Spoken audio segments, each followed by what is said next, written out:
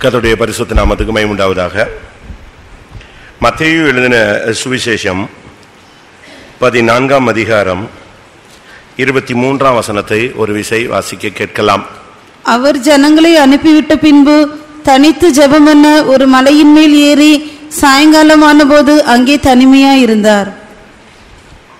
இயேசுவின் தனிமை இங்கே சொல்லப்பட்டிருக்கிறார். இன்றைக்கு பைபிள் ஸ்டடி தனிமை. ஒரு மனிதன் தனியாக இருக்கும் பொழுது தேவன் அவனோடு இடைபட அதிக வாய்ப்பு உண்டு. தனிமை என்பது ஒரு விதத்தில் ஒரு சிறையிருப்பு போல நம்முடைய பார்வையில் தென்பட்டாலும் நாம் தனியாக இருப்பதில்லை. மனிதர்கள் நம்மை தனியாக விட்டாலும் தேவன் நம்மை தனியாக இருக்க விடுகிறது இல்லை. யோவான் எழுதின சுவிசேஷத்தில் பார்க்கும் பொழுது, நீங்கள் எல்லாரும் என்னை தனியே விட்டுவிடும் காலம் வரும், ஆனாலும் நான் தனியாய் இரேன், என் பிதா என்னோடு கூட இருப்பார் என்று இயேசு தெளிவாக சொன்னார். யோவான் 16:32. இதோ நீங்கள் சிதறுண்டு அவனவன் தன் இடத்துக்கு போய் என்னை தனியே விட்டுவிடும் காலம் வரும், அது இப்பொழுது வந்திருக்கிறது, ஆனாலும் நான் தனித்திரேன், பிதா என்னுடனே கூட இருக்கிறார். அப்படியானால் நாம் இதிலிருந்து என்ன விளங்கிக் கொள்ள வேண்டும்? நாம் மனுஷனை விட்டு தனித்திருக்கலாமே தவிர தேவனை விட்டு நாம் தனித்திருக்க நமக்கு முடியாது, கூடாது, அது இயலாத ஒரு காரியம். தேவன் அப்படி அனுமதிக்கிறது இல்லை. ஆனால் ஆவிக்குரிய வாழ்க்கை என்று சொல்லும் பொழுது தனித்து ஒரு பயணம் இருக்கிறது. ஆண்டவராகிய இயேசு கிறிஸ்து இந்த உலகத்தில் இருந்த பொழுது அவர் தனித்து ஜெபம் பண்ண ஒரு மலையின் மேல் ஏறி சாயங்காலமான பொழுது அங்கே தனிமையாக இருந்தார். தனித்து போனார், தனிமையாக இருந்தார். ரெண்டு விதமான தனிமை இருக்கிறது. ஒன்று, ஒரு ஆள் சிங்கிளா தனிச்சு இருக்கிற ஒரு அனுபவம். நீங்க யாரு கூட போறீங்க? நானும் என் மனைவியும் போறோம், தனியா போறோம், அதுக்கு பேர் என்னதான்? இல்ல நானும் ஒரு 2-3 ஃப்ரெண்ட்ஸ் மட்டும்தான் தனியா என்ன செய்யறோம், போறோம். அப்போ ஒரு 2 பேரோடு 3 பேரோடு சேர்ந்து போறதுக்கு பேருக்கும் என்ன இருக்கு பேரு? நாங்க 2 பேர் மட்டும், நாங்க 4 பேர் மட்டும் தனியா போறோம், வேற யாரும் எங்க கூட வர்றதில்லை. இது சில இடங்களில் சொல்லுவோம், யாருமே என் கூட வரல, நான் தனியா தான் என்ன செய்யறேன், போறேன்னு சொல்லுவோம். இப்படிப்பட்ட 2 விதமான தனிமைகள் வேதத்திலும் கூட சுட்டி காட்டப்பட்டிருக்கிறது. முதலாவது தனிமை என்பது ஜெபம். ஜெபத்தில் ஒரு மனுஷன் தனியா இருக்கிற ஒரு ஜெபம் இருக்கு. குரூப் பிரேயர் இருக்கு, ஃபேமிலி பிரேயர் இருக்கு, இப்படி பல அனுபவங்கள் இருக்கு. ஆனா அதுலேயே ஒரு தனித்து ஒரு ஜெபம் இருக்கிறது. இயேசு கிறிஸ்து இந்த தனிமையை அதிக விசை விரும்பினதாக வேதம் சுட்டி காட்டுகிறது. தனக்கென்று 12 சீசர்களை அவர் தெரிந்தெடுத்து வைத்திருந்தாலும், அதுலேயும் ஒரு 2-3 பேரை அவர் ஸ்பெஷலாக ஏற்படுத்தி வைத்திருந்தாலும், இப்படிப்பட்ட சூழ்நிலைகளுக்கு மத்தியிலும் கூட அந்த 12 பேரையும் கூட ஒதுக்கி வைத்து விட்டு அவர் தனியாக என்ன செய்தார், இருந்து ஜெபிக்கும் ஒரு பிராக்டிஸை வைத்திருந்தார். சில இடங்களில் நீங்க பாத்தீங்கன்னா 12 பேரோடு போவார், சில இடங்களில் பார்க்கும் பொழுது 3 பேரோடு போவார், சில இடங்களில் போகும் பொழுது அதை விட்டுட்டு கூட என்ன செய்வாரு, தனியா போவார். இப்படி 3 அனுபவங்கள்ல இயேசு கடந்து போனதை நாம் வேதத்துல பார்க்க முடியும். ஏன், கெத்செமனே தோட்டத்தை நீங்க பாருங்க. முதலாவது போகும்போது 11 பேரோட போனார், ஒரு ஆள் மிஸ் ஆயிட்டான். அங்க போன உடனே 8 பேரை ஒரு இடத்துல விட்டுட்டு அடுத்து 3 பேரை கூட்டிட்டு நின்றாரு. இன்னும் கொஞ்ச தூரம் போய் அவங்க கிட்ட பேசி, என்னுடைய ஆத்மா மரணத்துக்கு எதுவான வியாகுலம் கொண்டு இருக்கிறதுன்னு சொல்லி துக்கப்படவும் வியாகுலப்படவும் தொடங்கினார். அடுத்து அவங்கள அந்த இடத்துல நிறுத்திட்டு அவர் திரும்ப எங்க போனாரு, இன்னொரு தனிமையாக போய் ஒரு இடத்துல ஜெபிச்சுட்டு திரும்பி வந்து இவங்களை மீட் பண்ணி ஜெபிக்க சொல்லிட்டு திரும்ப போய், இப்படி 3 விதமான கட்டங்களை நான் வேதத்துல பார்க்க முடியும்.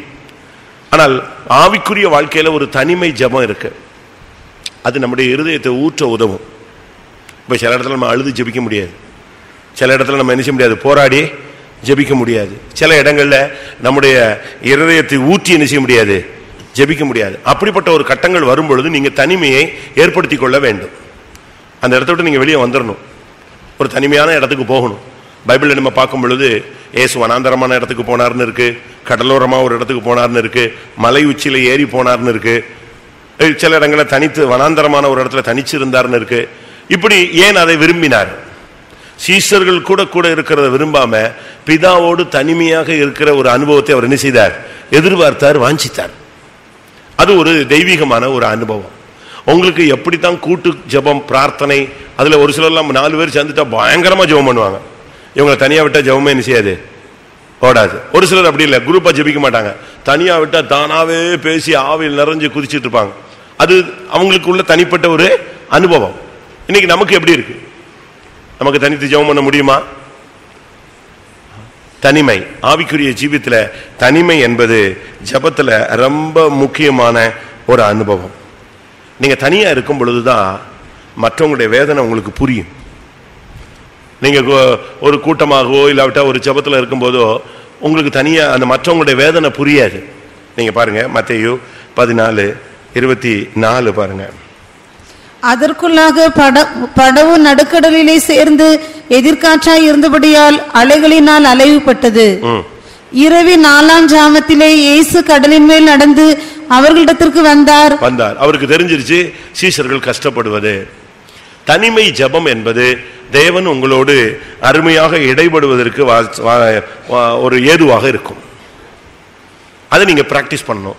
தனிமை ஜெபம். தனிமை என்பது ஒரு மனுஷன் தனியா உட்கார்ந்து இருதயத்தை ஊற்றணும், நல்லா ஊற்றணும். அப்படியே ஃபுல்லா ஆராய்ச்சி பண்ணிடலாம், நம்முடைய ஜீவியத்தையே ஆராய்ச்சி பண்ணிடலாம். சில பாஸ்டர்ஸ்லாம் சில இடத்துக்கு போயிடுவாங்க. சில பெரிய பெரிய பிரசங்கிமாரெலாம் நீங்க பாத்தீங்கன்னா அவங்க சில ப்ரோக்ராமுக்கு முன்னால எங்க போயிடுவாங்க, தனியா எங்கேயாவது ரூம் எடுத்து தங்கிடுவான். 8 மணி நேரம் 12 மணி நேரம் 1.5 நாள் 2 நாள் உபவாசம் போட்டு அங்கேயே கிடக்கிறது.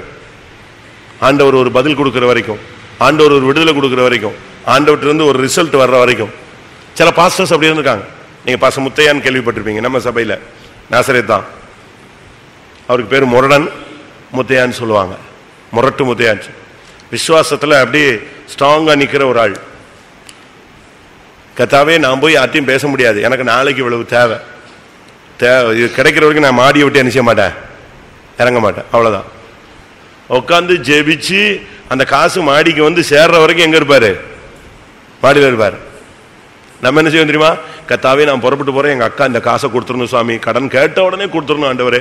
இப்படி ஜெபம் பண்ணிட்டு போனா அந்த அக்கா கொடுக்கத்தான் செய்வா. என்ன நீ எதைத்தான் ஜெபம் பண்ணிருக்க, எங்க அக்காட்ட போய் நான் பிச்சை கேட்பேன், நீங்க காசு கொடுத்துடணும் அப்படின்னு நீ ஜெபிச்சுட்டு வர, சரி போன்னு சொல்லிடுறாரு. அப்படித்தானே, உண்மைதானே? அதே இதுல ஆண்டவரே நான் யார்ட்டையும் கேட்க மாட்டேன், நீங்க தான் எனக்கு தரணும்னா அவர் வேற வழி இல்லை, அவர் இறங்கி என்ன செஞ்சுதான் வாங்கணும், வந்துதான் ஆகணும். நம்முடைய ஒரு தனி ஜெபம்ங்கிறது நாமும் தேவனும். இந்த பிராக்டிஸ் இந்த நாட்களில் தேவன் பயிற்சி வைக்க நம்முடைய சபையில் உள்ளவர்களுக்கு வாஞ்சிக்கிறார். ஒரு நீங்க போய் உங்களுடைய பிரச்சனையை ஒரு ஊழியக்கார்ட்ட ஷேர் பண்ணிடலாம், இல்ல ஒரு நண்பன்கிட்ட ஷேர் பண்ணலாம். அவன் உங்களுக்கு ஜெபிப்பான், அது அவனுடைய கடமை. அவன் ஜெபிச்சாலும் ஜெபிக்காவிட்டாலும் அது பகுதி இல்லை. ஆனா தமிழ்ல சொல்லுவாங்க, வாயும் வயிறும் என்னது, வாயும் வயிறும் தனின்னு சொல்லுவான். அப்பா சாப்பிட்டதுனால பிள்ளைக்கு என்ன செய்ய போறது இல்ல, கிடைக்க போறது இல்லை. அப்ப நாம ஜெபிக்கணும். நம்முடைய தனி ஜெபங்கிறது ரொம்ப முக்கியமானது. உன் இருதயத்தை நீ ஊற்ற ஆரம்பிச்சிட்டீனாலே தேவன் உன்கிட்ட வந்துடுவாரு. அவருக்கு தேவை முதல் இந்த ஜெபத்தினுடைய இந்த பாயிண்டின் படி பார்த்தா, அவர் தனிமையா உட்கார்ந்து இருக்கும் போது இந்த சீஷர்கள் படுகிற வேதனை தெரிந்தது. அதனுடைய சரியான அர்த்தம் என்ன, நீ தனி ஜெபத்தில் இருந்தா மற்றவருடைய பிரச்சனை உனக்கு தரிசனத்திலேயோ சொப்பனத்திலேயோ இல்லாவிட்ட தேவ சித்தத்தை கத்திர ஏதாவது ஒரு விதத்தில் உனக்கு என்ன செய்வாரு, வெளிப்படுத்துவாரு. ஆண்டவர் பல ரகசியங்களை உனக்கு வெளிப்படுத்துவார். வேதம் சொல்லுகிறது, தன்னுடைய ஊழியக்காரராகிய தீர்க்கதரிசிகளுக்கு தெரிவிக்காமல் கர்த்தர் எதையும் என்ன செய்ய மாட்டாரு, செய்ய மாட்டார். ஆபிரகாம் விஷயத்துல சொல்றாரு, நான் செய்ய போவதை ஆபிரகாமுக்கு மறைப்பேனோ, தெளிவா சொல்றார். ஆனா சில காரியங்கள் மறைக்கப்படுவது உண்மை. கடைசி நேரத்துல நமக்கு தெரியும். எலிசா விஷயத்துல நீங்க பாத்தீங்கன்னா, அந்த சூனேமியால் வந்து காலை பிடிச்சிட்டு அழுகிறா. அப்ப இவன் சொல்றான், கர்த்தர் எனக்கு சில காரியத்தை நெஞ்சிட்டாரு, மறைச்சிட்டாரு இந்த விஷயத்த. அதுக்கு காரணம் என்ன, மறைச்சது ஆண்டவர் செஞ்ச தப்பல்ல, அற்புதத்துக்காக என்ன செஞ்சாரு, மறைச்சாரு. நமக்கு சில காரியங்களை வெளிப்படுத்தலன்னு சொன்னா அதுக்குள்ள ஏதோ ஒரு என்ன இருக்கு, ஒரு மிராக்கிள் மறைஞ்சிருக்கு அப்படின்னு தான் நம்ம எடுக்கணுமே தவிர, என்கிட்ட சொல்லாம எப்படி செய்யலாம்னு நம்ம கேட்கறதுக்கு நமக்கு என்ன கிடையாது, உரிமை கிடையாது. அதனால ஆவிக்குரிய வாழ்க்கையில வந்த பிறகு முதலாவது தனி ஜெபத்தினுடைய மகிமை, தனிமையாய் இருந்து போராடுகிறனுடைய மகிமை என்னன்னா, மற்றவங்க படுற கஷ்டம் உனக்கு புரியும். இல்லைன்னா உனக்கு உங்க அம்மா படுற கஷ்டம் புரியாது, உங்க அப்பா படுற கஷ்டம் புரியாது, ஊழியக்காரன் படுற கஷ்டம் உனக்கு என்ன செய்யாது, தெரியாது. உன் கூட இருக்கிற உன்னுடைய மனைவியோ உன்னுடைய புருஷனோ உன்னுடைய பிள்ளைகளோ உன்னுடைய பெற்றோரோ படுகிற வேதனை உனக்கு என்ன செய்யாது, தெரியாது. நீ தனிச்சு இருந்து போராடும் பொழுதுதான் உனக்கு தெரியும், ஓஹோ இவங்க இவ்வளவு கஷ்டப்படுறாங்க. உடனே இயேசு எழுந்து கடலின் மேலேயே நெஞ்சிட்டாரு, நடந்தார். தனிமை ஜெபம் நம்முடைய வாழ்க்கையில ரொம்ப முக்கியமானது. நீங்க எவ்வளவு நேரம் தனிச்சு ஜெபம் பண்ணுவீங்க? ஒரு சில வீடுகளுக்கு கேட்போம், ஃபேமிலி பிரேயர் இருக்கா, 10 மணி ஜெபமா? இல்ல, நாங்க எல்லாருமே தனித்தனியா ஜெபிச்சுக்குவோம். தனித்தனியா எவ்வளவு நேரம் ஜெபிச்சிருவீங்க? காலைல 2 மணி வரைக்கும் ஜெபிச்சிருவீங்களா, இல்ல 7 மணி வரைக்கும் ஜெபிச்சிருவீங்களா? அப்படியா? நீ முதல்ல ஒரு கூட்டு பிரார்த்தனை பண்ணணும். உன் வீட்டில் ஒரு பிரேயர், அதுக்கு பிறகு நீ என்ன செய்யணும்? தனியா உட்காரணும். எல்லாரும் தூங்கிடுவாங்க, நீ உட்காரு. அது ஒரு 10 நிமிஷமா பிராக்டிஸ் பண்ணு. அதுக்கு அடுத்து அது அரை மணி நேரமா என்ன செய்யும்? டெவலப் ஆகும். அப்படி ஜெபிக்க ஆரம்பிச்ச உடனே உனக்கு அதுல ஒரு இன்ட்ரெஸ்ட் வரும். இன்ட்ரெஸ்ட் வந்த உடனே ஒரு சிலர் வந்து சொல்லுவாங்க, எனக்கா ஜெபம் பண்ணுங்க, எனக்கா ஜெபம் பண்ணுங்க. ஒரு தரிசனம் கிடைக்கும், ஒரு வெளிப்படுத்தல் கிடைக்கும். நீ அதை இன்னும் ஷேர் பண்ணும்போது இன்னும் 4 பேர் வந்து என்ன செய்வாங்க? அது ஒரு பிசினஸ் மாதிரி. பைபிள் அப்படித்தான் சொல்லியிருக்கு. எனக்குள்ளே கிரியை செய்கிற அவருடைய பலத்த சத்துவத்தின் வல்லமையின்படியே. மலையாளத்தில் வந்து வியாபார சக்திக்கு ஒத்த வண்ணம் அப்படின்னு இருக்கு. நீங்க பிரேயர் பண்ண பண்ண பண்ண அப்படி அது என்ன செய்யும்? டெவலப் ஆயிடும். ஆரம்பத்தில் யோசேப்பு வந்து சொப்பனம் தான் பார்த்தாருங்க. அதை டெவலப் பண்ணி வரும்பொழுது மற்றவன் பார்த்த சொப்பனத்தை என்ன செய்ய ஆரம்பிச்சிட்டான்? சொல்லவும் ஆரம்பிச்சிட்டான், அதுக்கு விளக்கமும் கொடுக்க ஆரம்பிச்சான். அதான் அவனுடைய டெவலப். அதே போல நாம் இந்த நாட்களில் நாம் தனித்து இருக்கும் பொழுது மற்றவங்களுடைய வேதனை தெரியும். நீங்க அடுத்த நாள் நீங்க போய் பாருங்க, உங்களுக்கு இப்படி ஒரு பிரச்சனை ஆண்டவர் சொன்னார்னா அவன் அழுதுருவான், ஓன்னு அழுதுருவான். உடனே நமக்கு அந்த பிரேயர்லயே நமக்கு தெரிஞ்சிடும். இது ஒரு அனுபவம். இரண்டாவது, மார்க்கு 9ஆம் அதிகாரம் 28ஆம் வசனம். வீட்டில் அவர் பிரவேசித்த பொழுது அவருடைய சீஷர்கள் அதை துரத்திவிட. கேளுங்க, அதுதான் வீட்டில் அவர் பிரவேசித்த பொழுது அவருடைய சீஷர்கள் அதை துரத்திவிட எங்களால் ஏன் கூடாமற் போயிற்று என்று அவரிடத்தில் தனித்து கேட்டார்கள். இப்ப தனிமையா சீஷர்கள் வந்து இயேசுவிட்ட வந்து மெல்ல கேட்கறாங்க, தனியா போய் கேட்கறாங்க, ஏன் இந்த ப்ராப்ளத்தை எங்களால என்ன செய்ய முடியல, சால்வ் பண்ண முடியல? உன் வாழ்க்கையில் ஏதாவது தோத்துட்டியா, ஏதாவது போராட்டமா, உடனே நீ டிசப்பாயின்மெண்ட் ஆகி உடனே அப்படியே டிஸ்கரேஜ் ஆகி பின்னால ஓடி போயிடக்கூடாது. தனியா போய் உட்காரு. ஏன்? ஆண்டவர்ட்ட நீ செய்ய கேளு. அது ஒரு சுய பரிசோதனை. முதல்ல தனிச்சிருக்கும் போது நடக்கிற சம்பவம் என்ன? மற்றவங்களுடைய வேதனை புரியும், மற்றவர்களை குறித்து உனக்கு ஒரு வெளிப்படுத்தல் கிடைக்கும். ஊழியக்காரங்களை பத்தி, விசுவாசிகளை பத்தி. உடனே அந்த வெளிப்படுத்தல் கிடைச்ச உடனே ட்ரம் அடிச்சிடக்கூடாது. நல்லா புரிஞ்சுக்குங்க. உங்களுக்கு மற்றவங்களை பத்தி சில வெளிப்படுத்தல் கிடைக்கும், சில தரிசனம் கிடைக்கும். ஒரு ஊழியக்காரனை பத்தியோ ஒரு விசுவாசியை பத்தியோ உடனே நீங்க நினைஞ்சிடக்கூடாது, வெளியே சொல்லி கேவலப்படுத்தி விட்டுறக்கூடாது. அது நல்லதும் தெரியும், சில நேரத்தில் எதுவும் தெரியும், கெட்டதும் தெரியும். ஆனா அதுக்காக நீ ஜெபம் தான் பண்ணணும். இல்ல எனக்கு ஒரு சிலர் சொல்லுவாங்க, இவங்களுக்கு இப்படி ஆயிடுச்சான், அது ஏற்கனவே எனக்கு ஆண்டவர் பேசி விட்டாரே அப்படிமா. உனக்கு எதுக்கு பேசினார் தெரியுமா? ஏற்கனவே பேசினார்னு சொல்றதுக்கு இல்ல, அப்படி ஒரு சம்பவம் நடக்கக்கூடாதுங்கிறதுக்கு தான் கர்த்தர் உனக்கு என்ன செஞ்சாரு? நீ அந்த பொறுப்பை தட்டி கழித்து விட்டாய், இனிமே உனக்கு அந்த தரிசனம் கிடைக்காது.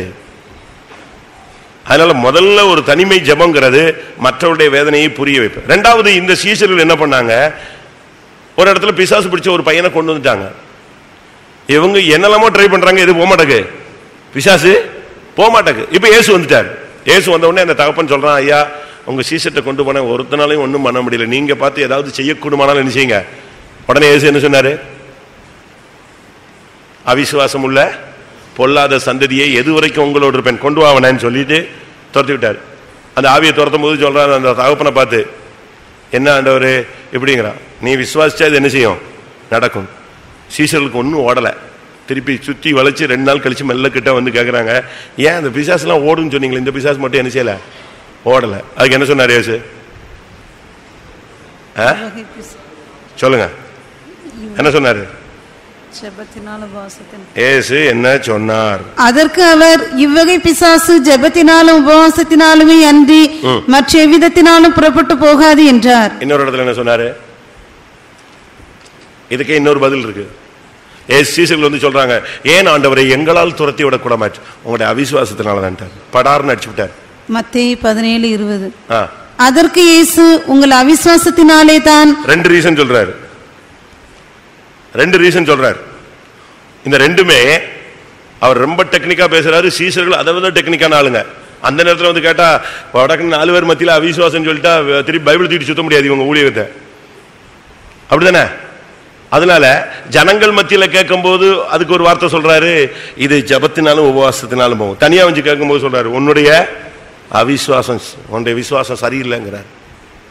தனித்திருந்து ஜெபிக்கும் பொழுது நம்முடைய சுய பரிசோதனை பண்ணிக்கொள்ளலாம். நாமே நம்மளை சரிப்படுத்திக்கலாம், நம்மளை தாழ்த்தலாம், நாமே உடைக்க ஒப்பு கொடுக்கலாம், உருவாக்க ஒப்பு கொடுக்கலாம், நாமே நம்மளை ரீமோல்ட் பண்ணிக்கலாம். இன்னொருத்த வந்து நம்மளை திருத்த வேண்டிய அவசியம் கிடையாது. தனித்து ஜெபத்தினுடைய ஒரு சக்தி என்னன்னா, உங்களை நீங்களே சரிப்படுத்திக்குவீங்க. 1 யோவான்ல வாசிங்க, நீங்கள் பெற்ற அபிஷேகம் உங்களுக்கு நிலைத்திருக்கிறது, வேற ஒருவனும் உங்களுக்கு என்ன செய்ய வேண்டியதில்லை, போதிக்க வேண்டியதில்லை. 1 யோவான் 2:27. நீங்கள் அவராலே பெற்ற அபிஷேகம் உங்களில் நிலைத்திருக்கிறது, ஒருவரும் உங்களுக்கு போதிக்க வேண்டுவது இல்லை, அந்த அபிஷேகம் சகலத்தையும் குறித்து உங்களுக்கு போதிக்கிறது. பாத்தீங்களா, வேற ஒருத்தன் பிரசங்கம் பண்ணணும் அவசியம் கிடையாது. உனக்கு ஆவியானவர் உனக்குள்ள இருந்தா போதும், அழகா உனக்குள்ள கிளியரா ஒரு லீடிங் இருந்துகிட்டே இருக்கும். இதுல இருந்து என்ன விளங்கி கொள்றோம்? தனிமை ஜெபம் என்பது நம்முடைய வாழ்க்கையில மற்றவர்களுடைய வேதனையை புரிய வைக்கும். மற்றவருடைய வேதனையை புரிகிற ஒரு பாலிசி நம்மகிட்ட இல்லை. ரொம்ப பேர்ட்ட சில வீட்டில் பாருங்க, நீங்க மனைவி அழுதுகிட்டே இருப்பாங்க, ஒரு சிலர் சொல்லுவாங்க அம்மா அழுதுகிட்டே இருக்காங்க, அவ அப்படித்தான் அழுதுகிட்டே இருப்பா, போடா வேலையை பார்த்து பாருன்னு பிள்ளைகிட்ட சொல்லிட்டு போயிடுவாங்க. இருக்கா? ஏமா அப்பா சாப்பிடவே இல்லை, அந்த ஆள் சாப்பிடாட்டா கிடக்குறான் அப்படின்னு சொல்ற மனைவி என்ன செய்யுது இருக்கு. ஏன்னா அவங்களுக்கு எது தெரியாது, மற்றவங்களுடைய வேதனை புரியாது. ஆனா தனியா உட்கார்ந்து ஜெபிச்சு பார்த்தாதான், ஓஹோ நம்ம அவங்க அப்படித்தானே சொன்னாங்க, நம்ம தானே அவசரப்பட்டு பேசிட்டோம், இது என்ன செய்யலாம் உட்கார்ந்து. எனக்கு தெரியும், ஒரு பாஸ்டருடைய ஃபேமிலியில் உள்ள ஒரு ரிலேஷன், அவங்களுக்கு பயங்கரமான சண்டை வந்துருச்சு, புருஷனுக்கும் மனைவிக்கும். ஒரு சின்ன மிஸ் அண்டர்ஸ்டாண்டிங் பெருசா வளர்ந்துருச்சு, ரொம்ப பெருசா வளர்ந்துருச்சு. 2 வருஷமா ஒரே வீட்டில் இருக்காங்க, வாழ்க்கை கிடையாது, எந்த விதமான பேச்சுவார்த்தையும் கிடையாது. அவர் டாக்டர் வருவாரு, கார் நிறுத்திட்டு இறங்கி வருவா, நேரம் எங்கே போயிடுவா, டேபிளுக்கு போய் சாப்பாடு இருக்கும், அதை சாப்பிடுவான், அப்படி மாடிக்கு ஏறிடுவான், இறங்கி வருவா. அந்த 1ஆம் தேதி 2ஆம் தேதி அவங்க வந்து அந்த ஹாஸ்பிட்டலில் ஷேர் பண்ணுவாங்க, 2-3 டாக்டர்ஸ். இவருக்கு ஒரு அமௌண்ட் உண்டு, அந்த அமௌண்ட் இருக்கும். இவர் வருவார், அவள் எங்கேயாவது உட்காந்துருந்தானா அப்படி டேபிளை தூக்கி அடிப்பார், டமால்னு ஒரு 25,000 வந்து விழும், அவ்வளோதான். உடனே அவள் எடுத்துக்கணும், பிள்ளைய ஸ்கூலுக்கு அனுப்புறது எல்லாம் பார்த்துக்க, எல்லாமே அவங்க செஞ்சுக்கணும். அவர் வந்துட்டு போவார். 2 பேருக்கும் ஒரு சின்ன பிரச்சனை, அது பயங்கரமாக நீடிச்சிருச்சு. அதுக்குள்ள இந்த இடை நாட்களில் நான் அந்த பிள்ளையை விசிட் பண்ணேன், 2 குழந்தைங்க. இடை நாட்களில் அது நம்ம சர்ச்சுக்கு கொஞ்சம் கொஞ்சம் கொஞ்சம் கொஞ்சமாக வர ஆரம்பிச்சது. அவங்க சிஎஸ்ஐ. கடைசியில் ஒரு நாள் பூகம்பம் வெடிச்சிருச்சு, அவங்க அப்பா அம்மாக்கெல்லாம் தெரிஞ்சு. 2 வருஷம் கழிச்சு பொண்ணோட அம்மா அப்பாவுக்கு விஷயம் தெரிஞ்சிருச்சு. பயங்கரமான பிரச்சனை பண்ணிட்டாங்க அன்னைக்கு. இவங்களுக்கும் போய் பிரச்சனையை சால்வ் பண்ண முடியாம இவங்களும் போட்டு கத்தி சண்டையை போட்டு, இன்னும் 1/2 மணி நேரத்தில் என்ன நடக்குது பாரு அப்படின்ட்டு நேரம் எங்க வந்துட்டாங்க, சர்ச்சுக்கு வந்துட்டாங்க. சர்ச்சுக்கு வந்து அவங்களுக்கு என்ன பண்ணணும்னு தெரியல. 2 பிள்ளைங்க இருக்கு. இவங்க சொல்றாங்க 2 பிள்ளையும் அவன் எடுத்துட்டு போனோம்னா போட்டும், என் பிள்ளைக்கு வயசு இருக்கு, நான் கல்யாணம் கட்டி கொடுப்பேங்கிற மாதிரி தான் யார் சொல்றா, அம்மாவும் அப்பாவும் பொண்ணோட தாய் தகப்பன்னு பேசுறாங்க. நான் சொன்னேன், இதெல்லாம் ஒழுங்கு இல்லை, உட்கார் ஜெபம் பண்ணலாம், கர்த்தர் ஏதாவது என்ன செய்யட்டும். ஏன்னா பணம் ஜாஸ்தி, அவங்களுக்கு என்ன பண்ணணும்னு டென்ஷன்ல இருக்காங்க, என்னனாலும் பண்றதுக்கு ரெடி. ஆனா இவங்க இங்க வந்துட்டு போறதுக்கு உள்ள அவங்க 2 பேரும் தனியா உட்காந்து பேச ஆரம்பிச்சிட்டாங்க. இந்த பிள்ளை அடிக்கடி கூட்டத்துக்கு வந்து வந்து கொஞ்சம் கொஞ்சமா இவளுக்கு சில மாற்றங்கள், நம்மளாலதான் இந்த பிரச்சனையோ அப்படின்னு ஒரு கேள்வி. தன்னையே உட்கார்ந்து சோதிச்சு பார்த்ததுல இவளுக்குள்ள நம்ம இதெல்லாம் செஞ்சிருக்க கூடாது, இதெல்லாம் அவசரப்படுத்திட்டோம், இது அவர் காயப்பட்டாரு அப்படிங்கிற ஒரு ஃபீலிங் வந்துருச்சு இவளுக்கு. அவர் உட்கார்ந்து பேச ஆரம்பிச்சா. கொஞ்ச நேரத்தில் பார்த்தீங்கன்னா 1/2 மணி நேரம் கழிச்சு இவங்க வீட்டுக்கு போனா புயலே நெஞ்சிருச்சே, ஆஃப் ஆகி போச்சு.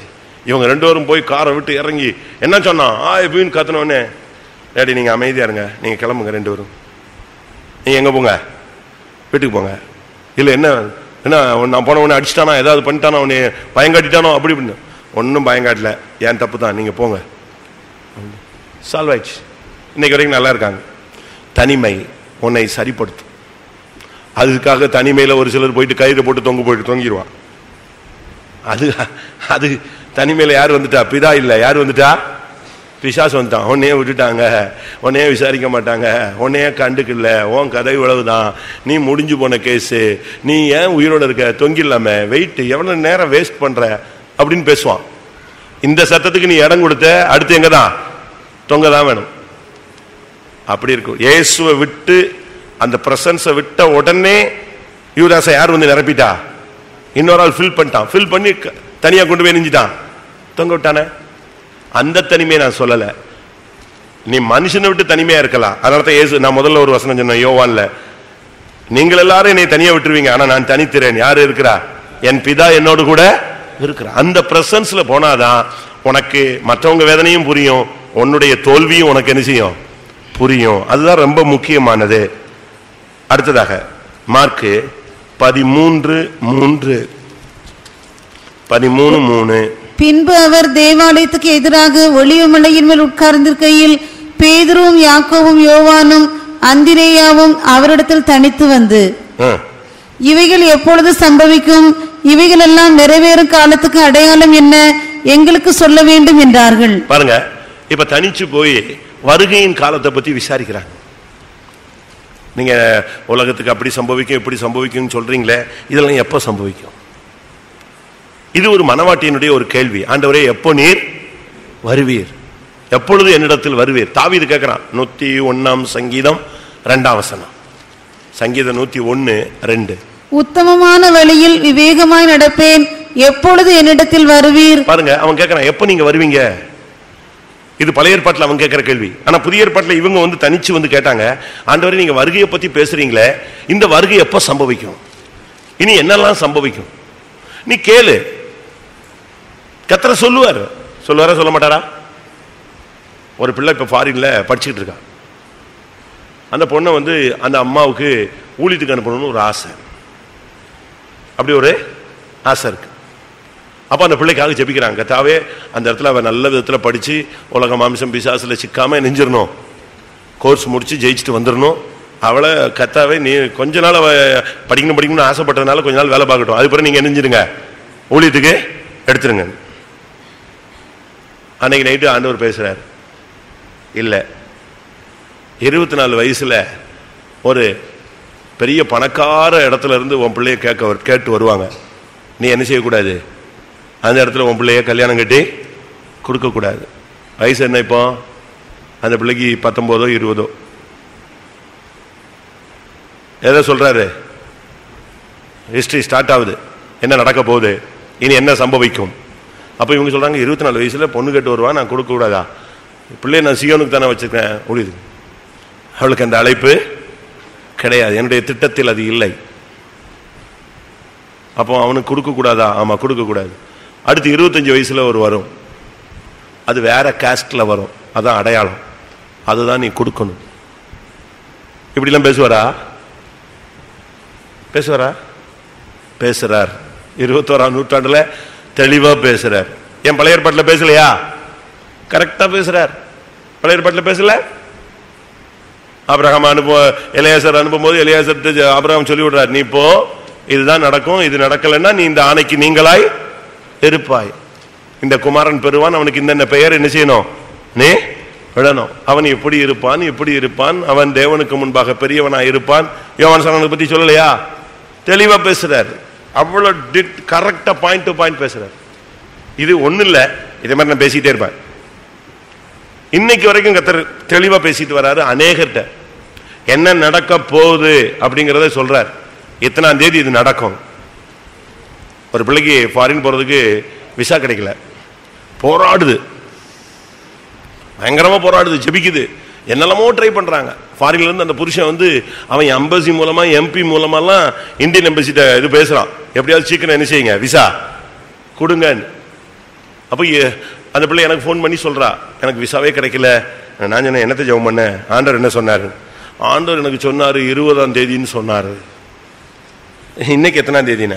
23. அப்ப அடுத்த மாசம் 20 தான். இனிமே 23 எங்க போகாது? சூரியன் 10 பாக திரும்பி போற மாதிரி டேட் எங்கிட்டு போகாது? 3 டேட்டு முன்னால போவாது. இன்னும் ஒரு மாசம் உட்காரு, உனக்கு ஒழுங்கா ஜெபிக்க தெரியல, ஒழுங்கா ஜெபம் பண்ணுன்னு சொல்லிட்டு நான் சத்தம் போட்டு விட்டேன். 23ஆம் தேதி அவளுக்கு 24ஆம் தேதி காலையில விசா வந்துருச்சு. எங்க வந்துருச்சு? போஸ்ட்ல. பார்த்தா 20ஆம் தேதி கையெழுத்தாயிருக்கு. எது? விசா சைனிங் டேட் இருந்து. இப்படியும் பேசுறார். அந்த அளவு நமக்கும் தேவனுக்கு என்ன வேணும்? ஒரு தனிமை பிரேயரை என்ன செய்யணும்? நீங்க வளர்த்துக்கங்க. கர்த்தர் உங்களை பத்தியும் பேசுவாரு, நம்முடைய குறைவு பத்தியும் பேசுவாரு, இனி என்ன சம்பவிக்கும் என்பதையும் குறித்து என்ன செய்வாரு? பேசுவாரு. வருகைக்கு முன்னால உன்னை ஆயத்தப்படுத்துற வேலையும் உனக்குள்ள என்ன செஞ்சுக்கிட்டே இருப்பார். மனவாட்டியாக இருந்தால் உனக்குள்ள ஒரு ரெடினஸ், ஒரு ஆயத்தம் ப்ரிப்பரேஷன் நடந்துகிட்டே இருக்கும். ஆட்டோமேட்டிக்கா செஞ்சுக்கிட்டே இருக்கும். அந்த ப்ராசஸ் உனக்குள்ளே ஜபம், உனக்குள்ளே உபவாசம், உனக்குள்ளே தெய்வீகம், உனக்குள்ளே மன்னிப்பு, உனக்குள்ளே தாழ்மை, உனக்குள்ளே விட்டு கொடுத்தல், அப்படியே உன்னை வந்து மோல்டு பண்ணிட்டே வருவார். மாத்தி மாத்தி மாத்தி மாத்தி மாத்தி அழகா என்ன செய்வார் ஆண்டவர் செய்வாரா? முந்தைய நாட்கள்ல நீங்க பாத்தீங்கன்னா இந்த தீக்குச்சி தயாரிக்கிறதுக்கு மரத்தை எடுத்து வெட்டிட்டு வருவான். அது வெட்டிட்டு வந்து அதுக்கு குச்சி குச்சி குச்சி குச்சி அது ஒரு மிஷின் போட்டு என்ன செய்வாங்க, வெட்டி எடுப்பாங்க. திருப்பி ஒரு கட்டையில் அடுக்குவாங்க. திருப்பி அந்த கட்டையை அடுக்கி அந்த கெமிக்கல் என்ன செய்வாங்க, டிப் பண்ணுவான். திருப்பி எடுத்து அதை ஒரு இத்தனை நாளுக்கு என்ன செய்வான், காய வைப்பான். திருப்பி அதை எடுத்து மொத்தமாக காய போட்டு திருப்பி 50 எடுத்து பெட்டியில் எடுக்குவான். திருப்பி அதுக்கு லேபிள் ஒட்டி அதை எடுத்து எக்ஸசைஸ் ஒட்டி அது வெளியே வரும். இப்போ இந்த வேலையே கிடையாதுங்க. ஒரே மிஷின். அந்த குச்சியை வெட்டி அந்த அளவு உள்ள குச்சியை மிஷின்ல இருந்து ரெடி பண்ணி கொண்டு வந்து இதில் கொட்டிட்டா போதும், குப்பை மாதிரி கொட்டிட்டா போதும். கொட்டிட்டு நின்றுட்டு இருக்கும் போதே அது என்ன செய்யும், லைன் பண்ணும், போய் டிப் பண்ணும். அப்படியே ஒரு 2-3 சுத்து ஹீட்டர்ல ஒரு சுத்து சுத்தும், அதுக்குள்ள நெஞ்சிரும், காஞ்சிரும். அடுத்து அங்க கொட்டும். அடுத்து அதே மிஷின்லயே 50 போட்டு நீ உட்காந்து எண்ணிட்டு இருக்க வேண்டியதில்லை. அதுவே டக்கு டக்குன்னு போடும், மூடும், லேபிள் ஒட்டும், வெளியே தள்ளிட்டு போயிடும். இதெல்லாமே நான் சொல்றது மாதிரி இதே ஸ்பீட்ல போகும். எப்படி இருக்கும்? அதே மாதிரி இந்த லேமினேஷனுக்கு இந்த ஃபெவிகாலை போட்டு இந்த அட்டையை போட்டு ஒட்டுவான். இதை சுற்றி சுற்றி சுற்றி சுற்றி சுற்றி போய் ஒரு பெரிய பண்டில் ஆகி அது ஒரு 3 நாள் காய வச்சு, ஏன்னா லேமினேஷனோட அந்த பேப்பர், அந்த பிளாஸ்டிக் பேப்பர் வந்து அந்த அட்டையோட ஒட்டணும். அதுக்கு ஃபெவிகால் அதுக்கு போட்டு ஒட்டி அது வச்சு காய வச்சு திருப்பி அதுக்கு ஒரு 15-20 பெண்களை போட்டு நான் என்ன செய்வாங்க, வெட்டி கட் பண்ணி எடுத்து கொண்டு வருவாங்க. இப்போ நம்ம விசுவாசி பையன் ஒரு மிஷின் செஞ்சான். நான் போய் பார்த்தேன். அங்கே அங்கே அந்த அட்டையோட என்ன செய்யுது, அது ஒரு சுற்றி அடுத்து வர்றதுக்குள்ள ஹீட் ப்ராசஸில் முடிஞ்சு எங்கே வந்துருச்சு, வெளியே வந்துருச்சு. வெளியே வந்தவுடனே நான் அது எப்படி வெட்டுவீங்கன்னு கேட்டேன். வெட்டுறதுக்கு சும்மா ஒரு சுண்டுது, லைட்டாக ஒரு சுண்டு, ஒரு வீல் மாதிரி நிற்கிது ஒன்று, அப்படி ஒரு சுத்தும் டப்புன்னு இவன் நிலத்துக்கு வெட்டிடுது. அது திருக்கி விடுறான் பாருங்க ஸ்பீடு. இவங்க 7 நாள் செய்யறத அது 7 நிமிஷத்துல நெஞ்சிருது. 7 நிமிஷம் தான். எல்லாத்தையும் அடிச்சு தூக்கி போட்டு போயிடும். அது பிறகு அதுவே அடுக்கி கொண்டு போய் வெளியே கொடுத்துரும், வச்சுக்கோங்க. இதே போல ஆரோனுடைய கோல் என்ன செஞ்சது, மற்ற நேரத்தில் என்ன செய்யும், செடியை வெட்டி வச்சு எரு ஊற்றி தயிர் போட்டு தண்ணி ஊற்றி அதுக்கு அப்படியே பாதுகாத்து அது ஒரு சின்ன முளை விட்டு அதுக்கு ஒரு சீசன் வந்து அது பூத்து காய்ச்சி கனி கொடுக்கும். ஆரோனுடைய கோல் என்ன பண்ணிச்சு, குயிக் ப்ராசஸ், ஹீட் ப்ராசஸ், ரொம்ப ஸ்பீடா வச்சாரு. என்னது, ஒரே நைட்டுக்குள்ள நெஞ்சணும், துளிர் விடணும், பூக்கணும், காய்க்கணும், அதுமை பழம் கொடுக்கணும். இதுதான் இப்ப நடக்க போது வருகையில. ஒரே நைட்டுக்குள்ள உன்னை ஓட்டு உருட்டி எடுத்து கொண்டு போய் மனவாட்டியா தூக்கி கொண்டு போய் எங்க விட்டுருவாரு. அதான் நடக்க போகுது.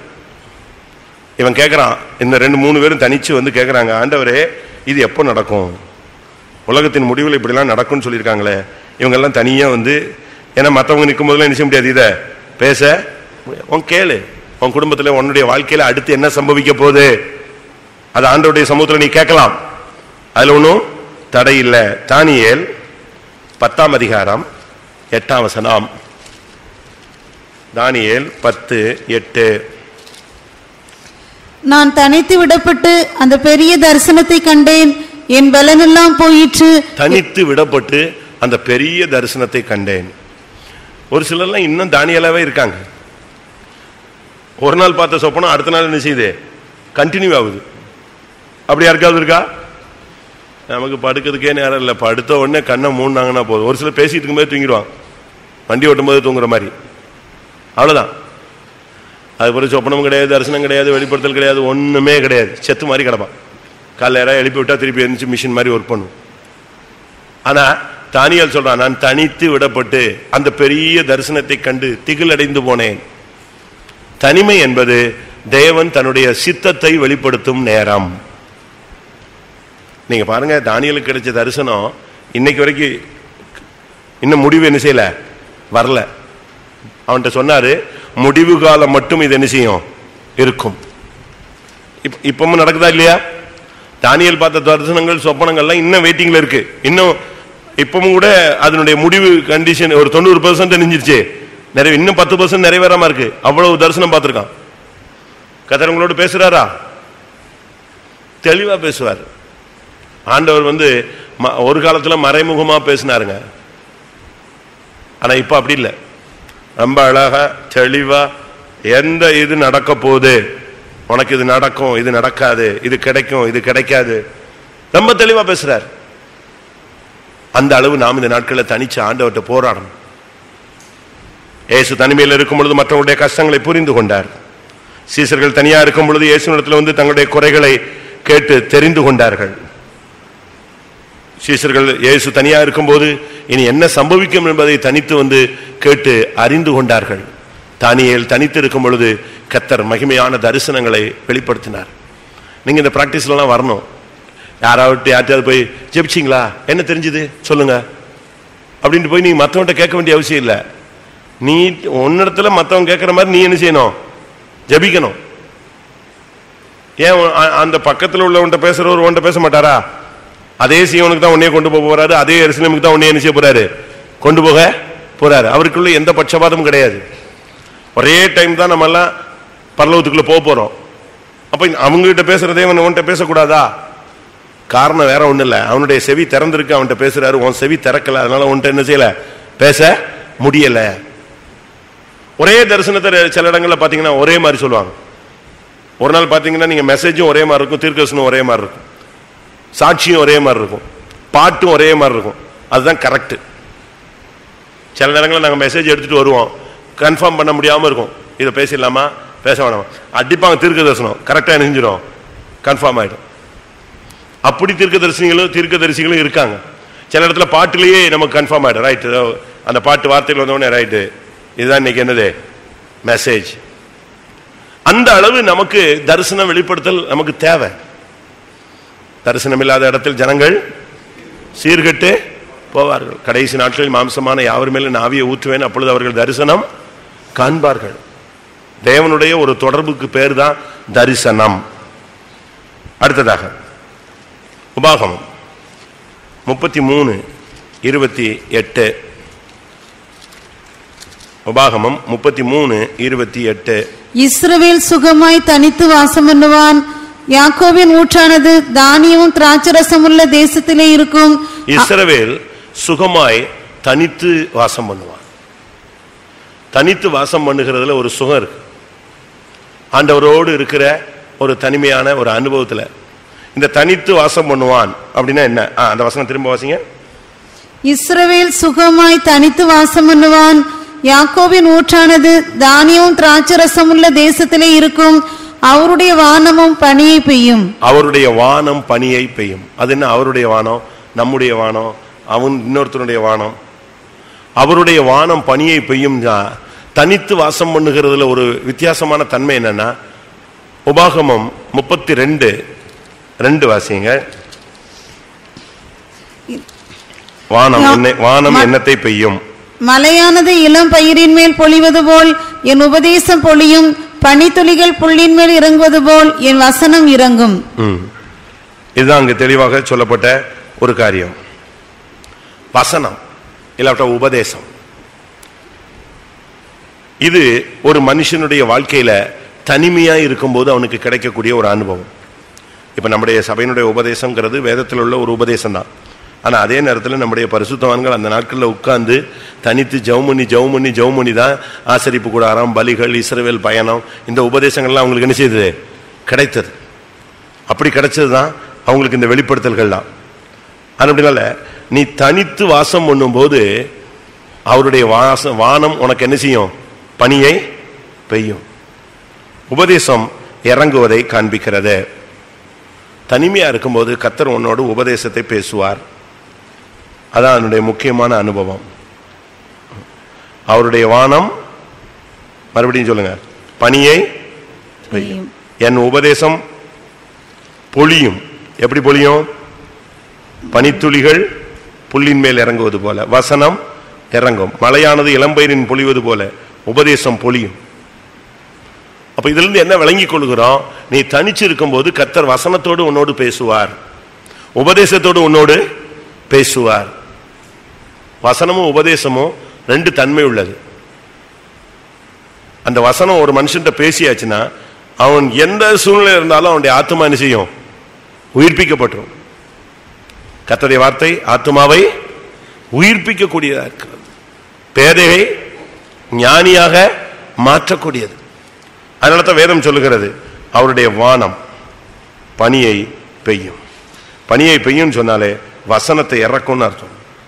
கர்த்தர் அவன்கிட்ட பேசுவார். ஒரு வசனம் பேசட்டுமே போதும். ஒரு வார்த்தை கர்த்தர் அவன்கிட்ட பேசிட்டா போதும். உன்னுடைய வேலைக்கோ, உன்னுடைய பிள்ளைக்கோ, உன்னுடைய குடும்பத்துக்கோ, உன்னுடைய தனிப்பட்ட வாழ்க்கைக்கோ கர்த்தர் ஒரே ஒரு வசனம் சொன்னா போதும். ஒரு வார்த்தை. அந்த ஒரே வார்த்தையில உன்னுடைய வாழ்க்கையில எல்லா தன்மையும் மாறிடும். இன்னைக்கு நமக்கு ஆண்டவர் அப்படி பேசுறாரா? இஸ்ரவேல் தனித்து சுகமாய் வாசம் பண்ணுவான். அவனுக்கு அதுதான் அவனுடைய அழைப்பு.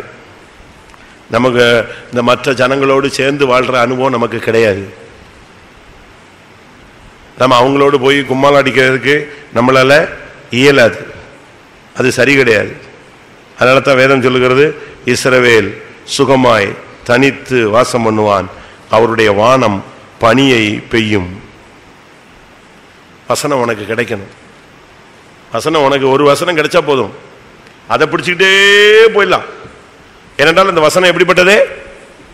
ஜீவன். அந்த ஜீவனுக்குள்ள என்ன இருக்கு? ஒளி இருக்கு. ஆதியிலே தேவனுடைய வார்த்தை இருந்தது, அந்த வார்த்தை தேவனிடத்தில் இருந்தது, அது தேவனா இருந்தது, அந்த மனுஷருக்கு ஒளியா இருந்தது, மனுஷருக்கு ஜீவனா இருந்தது. ஒரு வார்த்தை கிடைச்சா போதுங்க, அதை பிடிச்சுக்கிட்டே போலாம். கர்த்தர் ஒரு வார்த்தை உன்கிட்ட சொல்லிட்டாரு, நீ போன்னு சொல்லிட்டாரு, நீ போயிட்டே இரு. உனக்கு கிடைக்கும் சொல்லிட்டாருன்னா அது எந்த விதத்திலேயாவது உன் கையில வந்து என்ன செய்யும்? கிடைக்கும். கிடைக்காமலாம் போகாது. ஆண்டவர் சொல்லிட்டாருன்னா ஒரு இப்படி நான் இப்படி வரிசையா சொல்லிட்டே இருப்பேன். எத்தனையோ வேற்ற ஆண்டவர் தெளிவா பேசுறாரு. விவாக காரியத்தில் பேசுறாரு, சாவு காரியத்தில் பேசுறாரு. எத்தனையோ பரிசுத்தவான்கள் சாகுறதுக்கு முன்னால இத்தனை மணிக்கு நான் நெஞ்சிருவேன், செத்துருவேன்னு சொல்றாங்க. கரெக்ட் டைம் போட்டு அவங்களுடைய ஓட்டம் அழகா என்ன செய்யுது? முடியுது. கூப்பிட்டு பிரசங்கம் பண்ணி எல்லாரையும் ஆசீர்வதிச்சுட்டு தன்னுடைய ஓட்டத்தை முடிக்கிறவங்களும் என்ன செய்யறாங்க? பைபிள்லையும் இருக்கிறாங்க, இப்பவும் சபையிலையும் இருக்கிறாங்க. அதுக்கு காரணம் என்னன்னா, அவங்க கிட்ட ஆண்டவர் தெளிவா பேசுறாரு, உபதேசத்தை அவனோடு பேசுறார். இந்த உபதேசத்தினுடைய மாண்பு என்னன்னா, அது உன்கிட்ட பேசும். இந்த வசனத்தினுடைய சக்தி என்னன்னா, மனுஷன் பேசாட்டாலும் இந்த வசனம் நெஞ்சுக்கிட்டே இருக்கும், பேசிக்கிட்டே இருக்கும். நீ தூங்கும் போது கூட இந்த வசனம் உன்னை எழுப்பி பேசும். அப்படி நடந்திருக்கா உங்களுக்கு? நீங்க எங்கேயாவது போகும்போது சில வசனம் உங்ககிட்ட பேசிக்கிட்டே வரும். அப்படி எத்தனையோ பேருக்கு நடந்திருக்கு. ஒரு ஹாஸ்பிட்டல்ல சீரியஸா கிடக்கிற மனுஷனை டாக்டர் சொல்லிட்டாங்க, கை கழுவி விட்டாங்க, இவன் தேர மாட்டான். அவன் கத்தும் போது மற்ற நர்ஸுகர்ஸ் எல்லாம் போய் சொன்னா, டாக்டர் அது முடிஞ்சு போன கேஸுங்க, அவன் கத்திட்டு இருப்பான், கொஞ்ச நேரம் கத்துவார், அவருக்கு டைம் நெஞ்சிருச்சு, முடிஞ்சிச்சு, அப்படியே ஆஃப் ஆயிடுவார், செத்துருவார். ஆனா அந்த மனுஷனோடு அன்னைக்கு ஒருத்தன் டிராக்ட் கொடுத்துட்டு போயிருக்கான், அந்த வசனம் நெஞ்சுக்கிட்டே இருக்கு, பேசிக்கிட்டே இருக்கு, அதை பாக்கெட்ல வச்சிருக்கான். அவனுக்கு கத்துறான், வேதனையில கத்துறான். அப்ப மற்றவங்க எல்லாம் பேசுறது கேட்குது.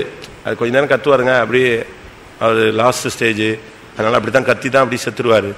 அப்ப ஏதாவது கொஞ்சம் வலிக்கு பெயின் கில்லர் மாதிரி வேஸ்ட். இப்படி எல்லா டாக்டர் நர்ஸும் அப்படியே கலத்தி விடும் போது மதுரை ஜிஹெச்ல கத்தர் அவன்கிட்ட பேசுறாரு. அந்த டிராக்டர் என்ன செய்யுது? அந்த வசனம் பேசுது. நான் உன்னை குணமாக்கிட்டேன், நான் உன்னை குணமாக்கிட்டேங்கிறீங்க, இந்த டாக்டர் என்ன செத்து போயிட்டேன்னு டைம் கொடுத்துட்டு இருக்கிறாரு, பையனை வேற செத்து போயிடுவாரு, வீட்டில் போய் எல்லாம் ரெடி பண்ணி பையனை வேற அனுப்பி விட்டுட்டாரு. பையன் எங்க போயிட்டான். சரி, இவர் கத்தி கத்தி பார்த்தாரு. கொஞ்சம் பொறுத்து இந்த வசனம் பேச பேச பேச வலி என்னஞ்சிருச்சு, சுத்தமா குறைய ஆரம்பிச்சிருச்சு. வலி குறைஞ்சு அமைதியா இருந்த உடனே எல்லாரும் சொல்றாங்க, இவருக்கு ஏதோ செத்துட்டான், சாவர கண்டிஷன் போட்டிருக்குன்னு. ஆனா இங்க உள்ளுக்குள்ள என்ன செய்யுது? ஆத்மாவோடு வசனம் போராடுது. அப்ப இவருக்கு ஒரு பயம் வந்துச்சு, இனி நம்ம சாக கூட அடிச்சிருவாங்க போல் இருக்கு, நம்ம மெல்ல இந்த இடத்த விட்டு என்ன செய்யணும்? தப்பிடணும். மதுரையில் சாட்சி சொன்னாரு ஒரு கன்வென்ஷன்ல அந்த சகோதரன், நம்ம இங்க இருந்து ஏதாவது தப்புறதுக்கு என்ன செய்யணும்? ஒரு வழி பார்க்கணும்னு சொல்லிட்டு எல்லாரும் கொஞ்சம் அசந்து இருந்த நேரத்தில் மெல்ல எந்திரிச்சு நைட் எங்க வந்துட்டான்? வெளியே வந்துட்டாப்ல. ஏன்னா நடக்கவே முடியாத நிலவரத்துலாம் இருந்தாரு. டாக்டர் சொன்னதெல்லாம் கரெக்ட். ஆனா இப்போ உள்ள எது வேலை செய்யுது? மெடிசன் வேலை செய்யல. எது வேலை செய்யுது? வசனம் வேலை செய்யுது. இந்த வசனம் போராடி போராடி போராடி நான் அவனைய குணமாக்கிட்டேன், அப்படின்னு உடனே இவனுக்கு சந்தேகமும் இருக்கு, சந்தோஷமும் இருக்கு. எந்திரிச்சான், கையை காலை நீட்டி பார்த்தான், நடந்துட்டான், அப்படியே மெல்ல வெளியே வந்தான். எல்லாரும் இவன் பாத்ரூம் போறான்னு நினைச்ச உடனே இவன் வெளியே நேர வாடு வீடை விட்டு அப்படியே ஹாஸ்பிட்டல் வெளியே வந்து ரோட்ல ஒரு ஆள்கிட்ட கொஞ்சம் காசை கேட்டு, பிச்சை மாதிரி கேட்டு பஸ் ஏறி எங்கேயும் ஓடி போயிட்டான். உசிலம்பட்டி ஊருக்கே போய் சேர்ந்தான். இன்னைக்கு உயிரோடு இருக்கான். எப்படி இருக்கும்? அங்க போனா வீட்டில் வாசல்ல தட்டி கிட்டிலாம் கட்டி பையன் அடக்கத்துக்கு ரெடி பண்ணிட்டு இருக்கான். இந்த ஆளை பார்த்த உடனே அவன் என்னடா இருந்தாலும் செத்து போயிடுவான்னு சொன்னா பயந்து இருந்தாலும் ஆஸ்பத்திரியிலேருந்து ஓடி வந்துட்டான் போல இருக்கு, சாவுக்கு பயந்துலாம் யோசிச்சாங்க. இன்னைக்கு வரைக்கும் இவரோட இருக்கு. வசனம், உனக்கு அப்படி ஒரு வசனம் இருக்கா? ஏதாவது ஒரு வசனம் உங்கள்கிட்ட பேசியிருக்கா? நிச்சயம் பேசுவார். சோர்ந்து விடாய்த்து உடஞ்சி நொறுங்கி கைவிடப்பட்டு அப்படியே புத்தி பேதலிச்ச மாதிரி இருக்கிற நேரத்தில் பட்டுன்னு ஒரு வசனம் என்ன செய்யும்? வந்து பேசும். நீர் என்னை நம்ப பண்ணின வசனம். அந்த ஒரு வசனம் அப்படி கிடைச்சா போதும், அந்த ஆத்மா அப்படியே கிளியர் ஆயிடுவான். லாசருவே வெளியே வா. அது ஒரு பெரிய சாதனையான வசனம் கிடையாது, ஆனா தேவனுடைய வார்த்தை. அதனால தனித்து இருக்கும் பொழுது இந்த வார்த்தை கிடைச்சா நீ சுகமாய் தனித்து என்ன செய்யலாம்? வாசம் பண்ணலாம். அடுத்ததாக என்னாகமம் 23:9. கண்மலை உச்சியிலிருந்து நான் அவனை கண்டு குன்றுகளில் இருந்து அவனை பார்க்கிறேன். அந்த ஜனங்கள் ஜாதிகளோட கலவாமல் தனியே வாசமாய் இருப்பார்கள். இது வேறுபாட்டின் ஜீவியத்தை காண்பிக்கிறது. ஜபத்துல மாத்திரமல்ல, நாம போய் எல்லாத்தையும் மிக்ஸ் ஆயிடக்கூடாது, மிங்கிள் ஆயிடக்கூடாது. உனக்கு ஒரு தனித்துவம் இருக்கு, அதை என்ன செய்யக்கூடாது? விட்டு கொடுக்கவே கூடாது. அதனால நீங்க சொந்தக்காரங்க வீட்டுக்கு போகக்கூடாதுன்னு நான் சொல்லலை, நல்லா கவனிச்சுக்கங்க. இப்போ ஒரு சிலர் நம்மளை பத்தி மற்றவங்க தவறா புரிஞ்சு கொள்றதுக்கு காரணம் என்னன்னா, நீங்க இந்த சத்தியத்தை சரியா புரிஞ்சுக்கலாம். அதனாலதான் நான் திரும்பவும் சொல்றேன், மற்ற சபைக்காரங்க நம்ம ஜனங்களை பத்தி நம்ம பத்தி தவறா சொல்றதுக்கு காரணம், நாங்கள் பிரசங்கிக்கிற இந்த உபதேசத்தை நீங்கள் சரியாக புரிந்து கொண்டு செயல்படாததினால். நீங்க என்ன செய்யணும்? இதை புரிஞ்சுக்கிட்டு இதுக்கு ஏத்த மாதிரி நீங்க செயல்பட்டீங்கன்னா அவங்க ஆச்சரியப்படுவாங்க. இப்ப இயேசு வந்து நாயனூர் விதவையின் பையனை நடுரோட்ல சந்திக்கிறாரு. அவன் விசுவாசி கிடையாது. அவன் விசுவாசி இல்லை, நான் போக மாட்டேன் அப்படின்னு இல்லை. நீங்க வந்து கரெக்டா போகணும். இப்போ உங்க அண்ணன் கூட பிறந்த அண்ணன் வீட்டில் ஒரு ஃபங்க்ஷன், நான் வேறுபாட்டின் ஜீவியம், நான் போக மாட்டேன். ரைட்டு, நல்லது. திருப்பி ஒரு மாசம் கழிச்சு என்ன, எனக்கு ஒரு 1000 ரூபா தானேன்னு ஏன் போய் அங்க நிக்கிற? கேவலம் இல்லாது. புரியுதா நான் சொல்றது? சரியா? உங்க அண்ணன் வீட்டில் கல்யாணத்துக்கு போக மாட்டேன், நீ உனக்கு சத்தியம் வைராக்கியம் சரி வெறியோ யாரோ உனக்கு ஒரு வித்தியாசமான உபதேசம் பண்ணி கொடுத்துட்டா, உனக்கு மண்டையில் ஏறிடுச்சு, நீ செயல்படுத்திட்ட. நாளைக்கு ஒரு கடன் வந்த பிறகு, ஒரு நெருக்கமான சூழ்நிலை வந்த உடனே அண்ணன் வீட்டில் போய் பொண்ணு கேட்க போயிடுற, படக்குன்னு அக்கா வீட்டில் போய் பொண்ணு கேட்க போயிடுற. இப்படி வரும்போது என்ன நடக்கும்? அங்கதான் தப்பு நடக்குது. நீ என்ன செய்யணும்? நீ அங்க போகணும். அங்க போய் உன்னுடைய தனித்துவத்தை அங்க காட்டணும். எப்படி? அவங்க நகை போட சொல்லுவாங்க, அதை போட்டணும்னு இல்லை. அங்க பூஜை பண்ண சொல்லுவாங்க, அதை பூஜை பண்ணணும்னு இல்லை. தம்பி நான் வருவேன், நான் வர்றது உனக்கு பிரச்சனையா இருக்காதா? இருக்காது, நீ வந்தா போதும். ரைட், நான் வருவேன். ஃபங்க்ஷன்ல முக்கியமான இந்த பூஜை புனஸ்காரத்தில் நான் என்ன செய்ய மாட்டேன், கலந்துக்க மாட்டேன். என்னை நீ கம்பல் பண்ணக்கூடாது. நான் என்ன செய்வேன்? வருவேன். ஒருவேளை நான் நகை போடாமல் வர்றதுனால உனக்கு கேவலமா இருந்தா நான் வரல. அது நம்ம என்ன செய்யலாம்? பக்குவமா இல்லை, நகையெல்லாம் கிடையாது, நீ எனக்கு கூட பிறந்தவா, நீ கட்டாயம் வந்து நின்னா போதும். ரைட், நான் வர்றேன். நீங்க போயிட்டு உங்களுடைய ஷேர்ல அந்த, ஏன்னா நீ உன் வீட்டில் உன் பிள்ளைகளுக்கு நல்லது கெட்டதுக்கு அவங்க செய்யாம இல்லை, செய்யறாங்க, நீ அதுக்கு போய் செய்யணும்.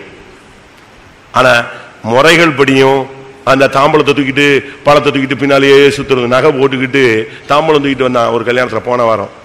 எனக்கு என்ன பண்ணணும்னு தெரியல. சரி, இவன் இன்னும் சரியாவல, அப்படித்தானே? அதுல விசுவாசியும் வருது தூக்கிட்டு. அந்த வேஷம் போடாதன்னு சொல்றேன். நீ போகக்கூடாதுன்னு சொல்லல, நீ போ. இந்த வேஷம், உலகத்துக்கு ஒத்த வேஷத்தை நீ செய்யாத. அந்த சம்பிரதாயம், சடங்கு, அந்த விக்கிரக ஆராதனை, உலக வழிபாடு, இதுல மட்டும் நீ என்ன செய்யாத, பங்கு வராத. அங்க நில்லு. உங்க அக்கா வந்தாங்களா? வந்திருக்காங்க, அதோ நிக்கிறாங்க. ரைட், ஓ அவங்க பெந்தேகோஸ்ல அப்படின்னு அவங்க என்ன செய்யணும்? சொல்லணும்.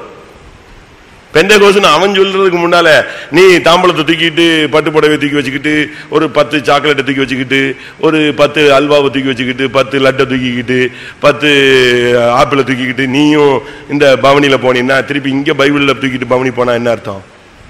ரெண்டும் ஒத்து வராது. நான் என்ன சொல்றேன், நீ போகணும். திரும்பவும் சொல்லித்தரேன், நீங்க போங்க, அந்த பிள்ளைகளை ஆசீர்வதிங்க, ஜெபம் பண்ணுங்க. உனக்கு உன் வீட்டுக்கு வந்து அவன் 1000 ரூபாய் செஞ்சானா உன்னால சக்தி இருந்தா 2000 ரூபாய் என்ன செய்ய, மொய் மாதிரி கொடு, இல்ல ஒரு பொருள் வாங்கி கொடு, இல்ல ஒரு பெரிய வசனத்தை வாங்கி கையில கொடு, நீ ஆசீர்வதிக்கப்பட்டிருப்பாயாக. கொடுத்துட்டு அங்க இருந்து சாப்பிட்டுட்டு நீ பாட்டுக்கு என்ன செய்யலாம், அமைதியா வந்துடலாம். இவங்க அங்க போறது, சாவுக்கும் போகலாம், ஒரு தப்பும் கிடையாது, சாவுக்கும் போகலாம். நீ போய் அங்க ஒரு எந்த விதமான சடங்காச்சாரத்துல மட்டும் பங்கெடுக்காம நீ போய் அந்த இறுதி மரியாதையை செலுத்திட்டு என்ன செய்யலாம், அழகா வரலாம். இதை விட்டுட்டு எங்க பிரதர் சொல்லிட்டார் நான் வரவே மாட்டேன், எங்க பிரதர் சொல்லிட்டார் வரவே மாட்டேன், எங்க பிரதர், அவன் திருப்பி நம்மளை பார்த்தா நாய் கடிச்ச மாதிரி பார்த்துட்டு இருப்பான். இந்த பிரதர்ஸ் தான் அவனுங்களை நெஞ்சிருக்கான், தப்பா போதுமா பண்ணி கொடுத்துட்டாமா. அப்படித்தானே உண்மை. நீங்க போகணும் அந்த இடத்துல தனிச்சு. இஸ்ரவேல் தனித்து என்ன செய்வான், அவன் ஜாதிகளோடு கலவ மாட்டான். இந்த வேறுபாட்டின் ஜீவியத்தை நீங்க நல்லா புரிஞ்சுக்கணும். 1 கொரிந்தியர் 5 ரொம்ப தெளிவா இருக்கு. பிரியமானவர்களே, நான் உலகத்தாரோடு எவ்வளவும் கலந்திருக்க வேண்டாம் என்று நான் உங்களுக்கு சொல்லவில்லை. ஏன்னா உலகத்தில் இருக்கிறவங்க விபச்சாரக்காரன், விபச்சாரக்காரனோட கலவாதேன்னு சொல்லியிருக்கேன். ஆனா உலகத்தில் இருக்கிறவங்க எப்படிப்பட்டவன் தான் வாசிங்க. 1 கொரிந்தியர் 5:10. ஆனாலும் இவ்வுலகத்தில் உள்ள விபச்சாரக்காரர், பொருளாசைக்காரர், அதுக்கு மேல உள்ள வசனம் அதான் ஸ்டார்டிங்கா வாசிங்க. ஆனாலும் இவ்வுலகத்தில் உள்ள விபச்சாரக்காரர், பொருளாசைக்காரர், கொள்ளைக்காரர், விக்கிரகாராதனைக்காரர் இவர்களோடு எவ்வளவும் கலந்திருக்க கூடாது என்று நான் எழுதவில்லை. புரிஞ்சுக்கிட்டீங்களா? அப்படியானால் நீங்கள் உலகத்தை விட்டு நீங்கி போக வேண்டியதா இருக்குமே. புரியுதா? அவன் இப்ப பஸ்ல நீ ஜாதிகளோடு கலக்க கூடாது. சரி, இப்ப பஸ்ல போற, அவன் விபச்சாரக்காரன் பஸ் ஓட்டிட்டு இருக்கான், விபச்சாரக்காரன் பஸ் ஓட்டுறான், அவன் ஏற மாட்டேன்னு நின்று நீ ரோட்லயே நின்றுகிட்டே இருக்க வேண்டியதான். அப்படித்தானே? கரெக்ட் தானே? ட்ரெயினுக்கு போற, ட்ரெயின் ஓட்டுறவன் அவன் யாருன்னு உனக்கு என்ன தெரியும்? நீ டிக்கெட் எடுத்திருக்க, நீ பாட்டுக்கு ஏறி நீ உன் பயணத்தை என்ன செய்யணும், தொடரணும். அதை விட்டு அங்க போய்கிட்டு அது இது இதெல்லாம் நீ பேசவே கூடாது. பவுல் பேசுறாரு, நீ ஒரு கடைக்கு போனியா, கடையில விற்கிற வாங்கி என்ன செய்ய, நீ பேசாம உனக்கு பசிச்சுதா வாங்கி சாப்பிட்டு போ. அங்க போயிட்டு இது எதுக்கு வைத்தது, இது எப்படி செஞ்சீர்கள் அப்படின்னு கேட்டுட்டீன்னா அவன் ஒரு வார்த்தை சொன்ன பிறகு நீ என்ன செய்யக்கூடாது, அதை சாப்பிடக்கூடாதுன்னு பைபிள் சொல்லுது. அதை கேட்காம சாப்பிட்டுட்டேன்னா பேசாம சாப்பிட்டுட்டு என்ன செய்யலாம், போயிட்டே இருக்கலாம். இது பிராமின் ஹோட்டல், இதில் சாப்பிடவே கூடாது அப்படின்னா இன்னொரு ஹோட்டலுக்கு போனா அவன் இன்னொரு சாமியை கும்பிட்டுருப்பான், இவன் சைவ சாமியை கும்பிடுவான், அவன் அசைவ சாமியை கும்பிட்டுருப்பான். அப்படிதானே? வாசிங்க அந்த வசனம். 1 கொரிந்தியர் 10:25. கடையிலே விற்கப்படுகிற எதையும் வாங்கி புசியுங்கள், மனசாட்சி நிமித்தம் நீங்கள் ஒன்றையும் விசாரிக்க வேண்டியது இல்லை. இல்லை, கடையில விற்கிற எதைனாலும் வாங்கி என்ன செய்ய, நீ பாட்டுக்கு உட்கார்ந்து சாப்பிடு. 27. அன்றியும் அவிசுவாசிகளில் ஒருவன் உங்களை விருந்துக்கு அழைக்கும் போது போக உங்களுக்கு மனதிருந்தால், நான் சொன்ன பிரசங்கம் வருது, அது கல்யாண விருந்தோ, சாவு விருந்தோ, பர்த்டே விருந்தோ, நல்லதோ கெட்டதோ ஏதோ ஒரு விருந்துக்கு உன்னை அழைத்தால் உனக்கு போக வேண்டிய கட்டாயம் வந்துருச்சு. ஏன்னா நீ உன் வீட்டுக்கு கூப்பிட்டு இருக்கல, அவன் வந்திருக்கான்ல, அவன் வரும்போது பூ பொட்டு பட்டு வீட்டுலாம் போட்டு தானே வர்றான். அவனை கூப்பிட்டு உட்கார வச்சு நீ காஃபி கொடுக்குற, அவன் இது இயேசுவுக்கு கும்பிட்டதா எனக்கு வேண்டாம் அப்படின்னா சொன்னா, கேக்கு நல்லதா இருக்கு, நல்லா செஞ்சிருக்காங்களே, சாப்பிட்டு தான் போறான். அப்ப நீ அவனை கூப்பிட்டு நீ கிறிஸ்துமஸுக்கு கேக் கொடுத்துட்ட பிறகு அவன் தீபாவளிக்கு சுண்டல் கொடுத்து தான் விடுவான், ஆயுத பூஜைக்கு பொறி கொடுத்து தான் விடுவான். செய்வானா செய்ய மாட்டானா? ஒண்ணு நீ இதை கட் பண்ணு, எதை, இந்த ரோடா கேக் கொடுக்கறத கட் பண்ணிட்டீன்னா அவன் வீடு வீடா பொறி கொடுக்கறத நிப்பாட்டிக்குவான், அங்க கொடுத்தா வாங்க மாட்டாங்க. அப்படி நீ இப்பதான் ஒரிஜினல் கிறிஸ்தவனா மாதிரி வேஷம் போட்ட மாதிரி கேக்கு வெட்டி கொடுத்துட்டு நீ இதை செய்யாத. உலக பழக்க வழக்கத்துக்குள்ள நீ என்ன செய்யாத. வாசிங்க மறுபடியும் 27. 1 கொரிந்தியர் 10:27. அன்றியும் அவிசுவாசிகளில் ஒருவன் உங்களை விருந்துக்கு அழைக்கும் போது போக உங்களுக்கு மனதிருந்தால் மனசாட்சி நிமித்தம் ஒன்றை விசாரியாமல் உங்கள் முன் வைக்கப்படுகிற எதையும் புசியுங்கள். அவன் வீட்டுக்குள்ள போன உடனே பெரிய போட்டோ இருக்கும், ஸ்தோத்திரம் ஸ்தோத்திரம் ஸ்தோத்திரமா. இப்பவுமே போட்டோவை பார்த்து இவன் பாதி பயந்துருவான். அவன் போட்டா அவன் வச்சிருக்கான், நமக்கு அதை பத்தி என்ன கிடையாது. முழு உலகமும் பொல்லாங்கன் கையில தான் என்ன செய்யுது, கிடக்குது. நம்ம அதுக்குள்ளதான் போய்கிட்டு இருக்கிறோம். நம்ம அதை பத்தி எல்லாம் கவலைப்பட வேண்டிய அவசியமே கிடையாது. நம்ம போய் ஸ்தோத்திரம் பண்ணி அவன் கொடுக்குறான், காப்பி கொடுக்குறான். ஐயோ, ஒரு இந்து வீட்டில் காப்பி குடிச்சிட்டேன், இந்து வீட்டில் காப்பி குடிச்சிட்டேன். நீ யாரு, பெரிய வாரணத்துல இருந்து வந்த தெய்வ புத்திரனா, நீயும் ஒரு காலத்துல இந்துவா தான் செஞ்ச இருந்த, இல்லாட்டா பாவியா இருந்த, ஏதோ கிறிஸ்தவனா இருந்தாலும் பாவியா இருந்த. அப்படித்தான் நம்ம பார்க்கணும். அதனால பைபிள் இதை தெரியாம ஏதாவது ஒரு ஆள் நம்ம ஆளுங்க சூடா பிரசங்கம் பண்ணிடுவான், அதோட நம்ம ஆளுங்க பாதி பேர் சொந்தக்காரன் விட்டு பக்கமே நினைச்சதில்ல, போறதே கிடையாது. நாங்கள் தெய்வீகம் பிரசங்கம், நாங்கள் பெந்தேகோஸ்மா. அவன் அதுக்கு பிறகு பெந்தேகோஸ் பக்கம் அவன் வரவே மாட்டான். நீ போய் அவன்கிட்ட நின்று அவனுடைய சாவு நல்லது கெட்டதுல கலந்து கொண்டு அவனை எல்லாம் பண்ணும் போதுதான் அவனுக்கு இவங்க நமக்கு என்ன செஞ்சாங்க, உதவி செஞ்சாங்க. நீ ஒரு நாள் கூட்டு பாரு, சும்மா கூட்டத்துக்கு வந்துருவாங்க. நமக்கு மற்றவங்களை இழுக்க தெரியாது, துரத்த தெரியும். அதான் ப்ராப்ளம். நமக்கு பிரச்சனையே என்னதுதான், தமிழ்ல சொல்லுவான், பிடிச்சுக்கிட்டு ஒருத்தனை அடிச்சா அடி வாங்கிக்கிட்டே இருப்பான். வந்தவொடனே பலார்னு அடிச்சா அவன் அதோட இதோட மூஞ்சில கூட முழிக்க மாட்டான். உங்களுடைய வாழ்க்கையில நீங்க சத்தியத்தை புரிஞ்சுக்க வேண்டிய ஒரு நேரம் இதுதான். அதனாலதான் பைபிள் சொல்லுது, நீ கடைக்கு போனியா வாங்கி சாப்பிடு, பேசி போயிட்டே இரு. அங்க போன உடனே கடையில ஒரு பெரிய போர்டு இருக்கும், இந்த கடையில வாங்கக்கூடாது, அடுத்த கடை, அடுத்த கடையில பெரிய பள்ளிவாசல் மாதிரி வச்சிருப்பான், அடுத்த கடை சிஎஸ்ஐ, அவன் வசனம் போட்டுறாங்க, இது சிஎஸ்ஐ. பெந்தேகோஸ்காரன் கடை அந்த ஊர்லயே கிடையாது, நீ என்ன செய்வ, சுத்தி தான் வரணும். பெந்தேகோஸ்காரன் கடையில தான் நம்ம சாப்பிடணும்னா எப்படி பண்ண முடியும்? தேவையே இல்லை. நம்ம போறோமா, நமக்கு தேவையா, பசியா, வாங்கி சாப்பிடு. சொந்தக்காரன் வீட்டுக்கு போ, எல்லாரும் தேவை, போ. ஆபத்துக்கு உதவவே சகோதரன் பிறந்திருக்கிறான், அவன் கூட பிறந்ததே உனக்கு உதவுறதுக்கு தான். அவன் வீட்டுக்கு போ, சுவிசேஷம் சொல்லு. உனக்கு மனசாட்சியில ஏதாவது இடிக்குதா, இது பூஜையில பண்ணது, இது தெய்வீகமான காரியம் அல்ல அப்படின்னு தோன்றுச்சுன்னா நீ என்ன செய்ய, எனக்கு இந்த சாப்பாடு வேண்டாம் சொல்லு. அவன் ஏம்பா, இல்ல தேவையில்லை, எனக்கு இது ஒத்து வராது. அதே 1 கொரிந்தியர் 10:28, 1 கொரிந்தியர் 10:28 பாருங்க, 29, 28. ஆயினும் இது விக்கிரகங்களுக்கு படைக்கப்பட்டது என்று ஒருவன் உங்களுக்கு சொன்னால் அப்படி அறிவித்த நிமித்தமும் மனசாட்சி நிமித்தமும் புசியாதிருங்கள். போதுமா? ஒருத்தன் உனக்கு இது தவறுங்க, ஏங்க இது அவங்க இப்படி இப்படிலாம் செஞ்சுதான் வச்சிருக்காங்க அப்படின்னு தெரிஞ்சா நீ என்ன செய்யாத, சாப்பிடாத, வேண்டாம், எனக்கு இன்னைக்கு சாப்பிட்ற மாதிரி ஐடியா இல்லை, ஏதாவது ஒன்று தவிர்த்து நீ அழகா சொல்லி டீசெண்டா வந்துடணும். இதுதாங்க பழக்கம். அப்படின்னா தான் நம்ம உலகத்தாரை நம்ம என்ன செய்யலாம், ஆதாயப்படுத்தலாம். தனிமை என்பது உனக்கு ஒரு உபதேசத்தை போதிக்கணும். தனித்து வாசம் பண்ணும்போது அதுல ஒரு சக்தி இருக்கு.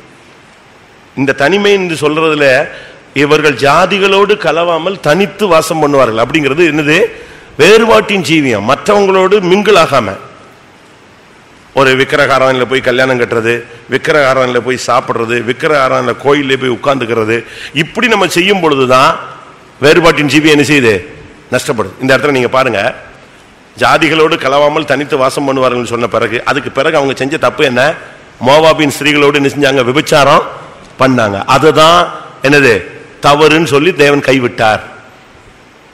வேறுபாட்டின் ஜீவியம் என்கிறது தாறுமாறாய் ஜீவிக்க கூடாது என்பதனுடைய அடையாளம். அப்போஸ்தலர் 2ஆம் அதிகாரத்துல அந்த ஜனங்க கேட்கறாங்க, நாங்க என்ன செய்யணும்? உடனே பேதுரு சொன்ன முதல் வசனம், மாறுபாடான இந்த சந்ததியை விட்டு விலகி உங்களை என்ன செஞ்சுக்கோங்க, ரட்சித்துக்கோங்க. நீங்க அவங்கள ரட்சிக்க போறேன்னு சொல்லிட்டு நீங்க உங்களை கெடுத்துறாதீங்க. உங்களுடைய தனித்துவத்தை நீங்க என்ன செய்யுங்க. நீங்க பாருங்க, இஸ்ரேல் நாடு இன்னைக்கும் தனிச்சு நின்று நெஞ்சுக்கிட்டே இருக்கான், ஜெயிச்சுக்கிட்டே இருக்கான். ஆனா அவனுக்கு ஃபுல் சப்போர்ட் அமெரிக்கா பண்ணுது. ஆனா அமெரிக்கா சொன்னாலும் சில நேரத்தில் கேட்க மாட்டான்.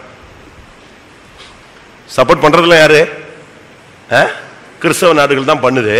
ஆனா உச்சகட்டத்தில் நிற்கும் போது யாரு சொன்னாலும் நிச்சய மாட்டான், அதெல்லாம் எங்களுக்கு தனிதான் அப்படின்ட்டு. அதே போலதான் நீ எல்லாரோடும் இருக்கலாம், ஆனா உனக்குன்னு ஒரு டைம் வரும்போது நீ என்ன செய்யணும், தனிச்சு வந்துடணும். ஜாதிகளோடு கலக்கக்கூடாது. அப்படி நீ ஜாதிகளோடு கலவாமல் வேறுபாட்டின் ஜீவியம் செஞ்சா உனக்கு விரோதமான மந்திரவாதம் பலிக்காது. அதான் அந்த அர்த்தம். அதுதான் ஒருத்தன் சபிக்க வர்றான், பாலாக்கு போய் பிள்ளையாம கூப்பிட்டு சபிக்க சொல்றான். அவன் சொல்றான் இவங்களை சபிக்கவே முடியாது. அதுக்கு ரீசன் கேட்கறான். அப்பதான் சொல்றான், இவங்க ஜாதிகளோடு நிச்சய மாட்டாங்க, கலக்க மாட்டாங்க, தனித்து வாசம் பண்ணுவான். தனியா நின்றுட்டு இருக்கிற ஆள் ஒரே ஆள், அவனோட ஆண்டவர் இருக்கிறார். அப்பதான் உனக்கு விரோதமா நீ வேறுபாட்டின் ஜீவியம், விபச்சாரம், வேசித்தனம், இந்த மாம்சீகத்தோடு திருடனோடு ஒருமித்து போய் விபச்சாரோடு உனக்கு பங்கு வச்சுக்கிட்டு இருந்தா கர்த்தர் உன்னோட நிச்சய முடியாது, நின்னு உன்னைய பொல்லாத வல்லமைகளுக்கு தப்புவிக்க முடியாது. அடுத்ததாக லூக்கா 9ஆம் அதிகாரம் 10ஆம் வசனம். அப்போஸ்தலர் திரும்பி வந்து தாங்கள் செய்த யாவையும் அவருக்கு விவரித்து சொன்னார்கள். அப்பொழுது அவர் அவர்களை கூட்டிக் கொண்டு தனித்திருக்கும்படி பெத்சாய்தா என்னும் பட்டணத்தை சேர்ந்த வனாந்தரமான ஒரு இடத்துக்கு போனார். இயேசு அவங்களை கூப்பிட்டுக்கிட்டு போய் தனியா இருந்தார். அவங்க குரூப்பா இப்ப தனியா தேவ சமூகத்தில் இருந்தாங்க. அது அவர்களுக்கு இளைப்பாறுதலை கொடுக்கிறது. நம்முடைய வாழ்க்கையில இது ரொம்ப முக்கியமானது. இயேசு அவர்களை அழைத்து கொண்டு போய் தனியே வனாந்தரமான ஒரு இடத்துக்கு போனார். அங்கதான் தேவனுடைய ராஜ்யத்தை பத்தி அவங்கள்ட்ட பேசினாரு. அடுத்த வசனம். ஜனங்கள் அதை அறிந்து அவர் பின்னே போனார்கள். அவர்களை அவர் ஏற்றுக்கொண்டு தேவனுடைய ராஜ்யத்தை குறித்து அவர்களுடனே பேசி சொஸ்தமடைய வேண்டும் என்றிருந்தவர்களை சொஸ்தப்படுத்தினார். ஆண்டவர் உன்னோடு பரலோக ராஜ்யத்தை பத்தி உனக்கு ஒரு வெளிப்படுத்தல் கொடுக்கணும், வருகை குறித்து ஒரு நம்பிக்கை கொடுக்கணும். தனிமையா இருக்கும்போது அவர்களை சொஸ்தமாக்கினார். சொஸ்தம் அடைய வேண்டும் என்று இருந்தவர்களை அவர் என்ன செய்தாரு? சொஸ்தப்படுத்தினார். அங்க வந்து தனியா இருக்கும்போது வந்தவங்க எல்லாம் அவர் சுகமாக்கி விட்டார். அப்ப நீ சுகமாகணும்னா நீ தனிச்சு என்ன செய்யணும்? தெய்வ சமூகத்துல இருக்கணும். ஏன் சுவாமி எனக்கு இந்த பலவீனம், ஏன் எனக்கு இவ்வளவு நாள் இவ்வளவு வேதனையில இருக்கிறனே, இந்த முள்ளை பிடுங்க கூடாதா? ஆண்டவர் சொல்றார், என் பலன் உனக்கு பூர்ணமாய் விளங்கும், நான் உன்னைய குணமாக்குவேன். எசேக்கியா உட்காந்து அழுகுறான். ஆண்டவரே முகத்தை திருப்பிட்டு உட்காந்து சோவரை பார்த்துட்டா கத்துனா. ஆண்டவர் சொன்னாரு, நான் உன்னைய குணமாக்குவேன். உடனே கேட்கறான், எனக்கு என்ன அடையாளம்? நீ 3ஆம் நாளில் எங்க வருவ? என்னுடைய ஆலயத்தில் கால் வைப்பாய். எப்படிப்பட்ட ஒரு அடையாளம்? நீங்க தனித்து இருந்தா உங்களுடைய வியாதி சுகமாகும். தேவ சமூகத்தில் போராடுங்க. என்னை அழைச்சிங்க, என்னை கூட்டு வந்தீங்க, என்னை இன்னென்ன வியாதியெல்லாம் எனக்கு சுகமாக்குனீங்க, ஏன் இப்ப எனக்கு ஏன் சுகமாக கூடாது? அப்ப சுகமாக்குறதுக்குள்ள உள்ள தடை என்ன? என்னுடைய புத்தின இருக்கா? என்னோட இன்னும் அறிக்கை செய்யக்கூடிய இருக்கா? இல்லை நான் ஒப்புரவாக வேண்டியிருக்கா? இன்னும் என்னை தாழ்த்த வேண்டியிருக்கா? இல்லை நான் உன்னை உருவாக்குறது. சரி, அப்படின்னா உருவாக்குங்க. அப்ப தனிமை என்பது நம்மை தேவனுடைய ராஜ்யத்துக்குரிய காரியங்களை நம்மோடு பேசி நம்மை சுகமாக்கக்கூடிய ஒரு அனுபவம். அடுத்ததாக ஆதியாகமம் இன்னும் 2 பாயிண்ட். 32ஆம் அதிகாரம் 24ஆம் வசனம். யாக்கோபு பிந்தி தனித்திருந்தான். அப்பொழுது ஒரு புருஷன் பொழுது விடியும் அளவும் அவனுடனே போராடி. யாக்கோபு தனித்திருந்ததுக்கு காரணம் ஆசீர்வதிக்கும்படியாக. நீ தனிமையா இருந்தா அவனுக்கு மனைவி உண்டு, மனைவி இல்ல மனைவிகள் உண்டு, பிள்ளைகள் உண்டு, ஆடு மாடுகள் உண்டு, பரிவாரங்கள் உண்டு, வேலைக்காரங்க உண்டு, ஒட்டகங்கள் உண்டு, ஒரு பெரிய டீமே இருக்கு. ஆனா அவ்வளோத்தையும் கரை சேர்த்து விட்டு அனுப்பிவிட்டு எல்லாத்தையும் விட்டுட்டு தனியா உட்கார்ந்துருந்தான். எதுக்கு தெரியுமா? நீர் என்னை ஆசீர்வதித்தால் ஒழிய நான் உம்மை உட்காருங்க. ஒரு நாள் தூக்கத்தை பலிபீடத்துல வைங்க. ஒரு நாள் நீங்க சுகபோகமா தூங்குறத விடுங்க, தனியா போ. ஒரு அறை வீட்டை பூட்டிக்கொள். அந்தரங்கத்தில் உன் பிதாவை நோக்கி என்ன செய்? கூப்பிடு. அவர் வெளியரங்கமா உனக்கு என்ன செய்யட்டும்? பதில் கொடுக்கட்டும். தனியா உட்கார்ந்து ஆண்டவரே நீ ஆசீர்வதிங்க, என் வறுமையை போக்குங்க, தரித்திரத்தை போக்குங்க, சாபத்தை போக்குங்க, கடன் பாரத்திலிருந்து என்னை விடுதலையாக்குங்க. போராடு. ஆண்டவருடைய சமூகத்தில் நீ விடு. ஆண்டவர் உன்னை பேசுவார். நான் உன்னை ஆசீர்வதிப்பேன் பார், சாதிகளுக்குள்ளே உன்னை உயர பண்ணுவேன்னு சொல்லுவார். சொல்லட்டும். அப்படி ஒரு ஆசீர்வாதத்தை வாங்கிட்டு எங்க வா, வெளியே வா. ஏன் தேவன் அப்படி செய்ய முடியாது? தனிமையில் அவன் பாருங்க, நைட்டெல்லாம் போறான்னா ஆசீர்வாதம் கிடைக்கவே இல்லை. கடைசியில் காலையில் அந்த தேவதூதன் சொல்றாரு, எனக்கு டைம் ஆயிடுச்சு, நான் என்ன செய்யணும்? போகணும். இவன் என்ன சொன்னா? சரி ஆண்டவரே நீங்க போயிட்டு வாங்க, நாளைக்கு நைட் நம்ம சந்திப்போம் அப்படியே சொன்னா. உங்களுக்கு டைம் ஆயிடுச்சா? சூரியன் உதிச்சு. அவர் சொல்றாரு, பொழுது சூரியன் உதயம் ஆயிட்டு பொழுது விடுகிறது, நான் போகட்டும். உடனே நம்ம என்ன செஞ்சிருப்போம்? சரி ஆண்டவரே நீங்க போயிட்டு வாங்க, நைட்டு வாங்க நம்ம பேசுவோம். நாளைக்கு காலையில யார் இருக்கா வாசல்ல? யார் நிக்கிறா? ஏசா நிக்கிறான் கொல்றதுக்கு. இனி ஒரு 24 ஹவர்ஸ்லாம் டைம் கிடையாது. அதனால இவன் சொன்னா சூரியன் உதிக்கட்டும் அடையட்டுங்க, நீங்க முதல்ல என்ன நினைச்சீங்க? என்னைய தொட்டு ஆசீர்வதிச்சுட்டு விடுங்க, நான் மிச்சத்தை பார்த்துக்கிறேன். அப்ப தனித்து அவன் போராடினான். அப்படி ஏன் நீங்க உங்க குடும்பத்தினுடைய ஆசீர்வாதத்துக்காக மன்றாடக்கூடாது? ஊழியத்தின் ஆசீர்வாதத்துக்காக ஏன் நீ ஜெபிக்க கூடாது? நீங்க என்ன நினைக்கிறீங்க? அந்த 100 ரூபா கிடைக்குது, கர்த்தாவே ஸ்தோத்திரம் ஸ்தோத்திரம், அந்த 100 ரூபாய்க்காய் ஸ்தோத்திரம், 100 ரூபாயிலே தான் வண்டி ஓட்டிட்டே இருக்கணும், அதே சாம்பார்லயே. அப்படித்தானே? ஆசீர்வதிங்க ஆண்டவரே.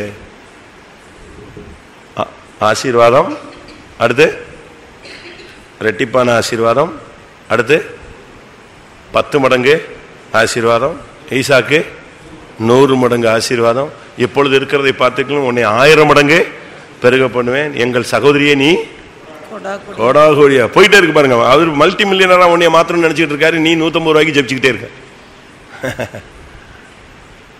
அப்படித்தானே? நம்ம அப்படித்தான் யோசிச்சுட்டு இருக்கோம். நமக்கு நம்முடைய தரிசனம் இவ்வளவுதான். அதை நான் அடிக்கடி சொல்லுவேன். இந்த பால் யாங்கிச்சோ ஹவுசிங் போர்டு ஒரு வீட்டில் வச்சு இருந்தாராம், கொரியால. வீட்டில் மேலே உள்ள வீட்டில் உள்ள சாக்கடை தண்ணிலாம் பைப் உடஞ்சி உள்ளே வந்துருமா. அதுக்குள்ளே தான் முதல்ல இருந்தார். நீங்கள் அந்த ஹிஸ்ட்ரியை படித்து பார்த்தீங்கன்னா ஆச்சரியமாக இருக்கும். அப்போ ஒரு நாள் ஜெபிச்சாரான், என்ன சுவாமி இப்படி நாற்று எடுத்துக்கிட்டு இருக்கு, இப்படி ஒரு இடத்துல நான் உமக்கு சேவை செய்கிறேன் இல்லையா, எனக்கு சிட்டியில் ஒரு பழைய ரூம் அது கொடுக்கக்கூடாது சிட்டிக்குள்ளே அப்படின்னா. திருப்பி ஜெபிச்சாரான், நான் உங்களுடைய ஊழியக்காரன், நடந்து நடந்து நடந்து நடந்து கஷ்டப்படுறேன், எனக்கு புதுசாக நான் ஒன்றும் கேட்கலையே, ஒரு பழைய சைக்கிள் கொடுங்க. இப்படி கேட்டால் எல்லாம் கடைசியில் என்னச்சு, ஒருத்தன் ஃபாரின் போகிற ஆள் ஒரு பழைய ரூம் இருக்குது, நீங்கள் வேணால் நான் வர்ற எத்தனை வருஷம் கழிச்சு வருவேன்னு தெரியாது, வர்ற வரைக்கும் நீங்கள் நினைச்சிக்கோங்க, அதை வச்சுக்கோங்க. ஒரு பழைய சைக்கிள் இருக்குது, ஒரு பழைய டேபிள் இருக்குது, 2 சேர் இருக்குண்ணா. இவருக்கு பயங்கர சந்தோஷம், நம்ம ஜபத்தை கத்துற அப்படியே நெஞ்சிட்டாரு, கேட்டுட்டாரு. அதே மாதிரி பழைய சைக்கிள், பழைய ரூமு, பழைய டேபிள், பழைய சேர்லாம் கிடச்சிருச்சு. கொஞ்ச நாள் கழிச்சு ஒரு நாள் யோசிச்சுக்கிட்டே இருந்தானா, பழசா கேட்டேன், எல்லாம் பழசா கேட்டேன், கொடுத்துட்டார். அப்போ ஆண்டவர் சொன்னாரா, நீ கேட்டதெல்லாம் நான் உனக்கு அப்படியே செய்திருக்கேன், அப்போ நீங்கள் புதுசாக எனக்கு கொடுத்துருங்க. நீ புதுசாக கேட்கவே இல்லையே. அதுக்கு பிறகுதான் அவர் கேட்டாராம், ஆண்டவரே இந்த தேசத்தையே எனக்கு என்ன செய்யுங்க தாங்க. எப்படி தமிழில் சொல்லுவான், எண்ணுவதெல்லாம் உயர்வுள்ளல். நீ பாசிட்டிவாக திங்க் பண்ணணும். நீ 150 ரூபா போதும் ஆண்டவரே, 145 ரூபா கொடுத்தா பரவாயில்ல, 5 ரூபா கழிச்சிட்டிங்களா, சரி சோத்திரம் பாய்களை போட்டா. ஏன் 150 ரூபா கொடுக்கல சுவாமி? நீங்கள் 150 ரூபா கொடுங்க. ஏன் கொடுக்கக்கூடாது? 1000 ரூபா கொடுங்க.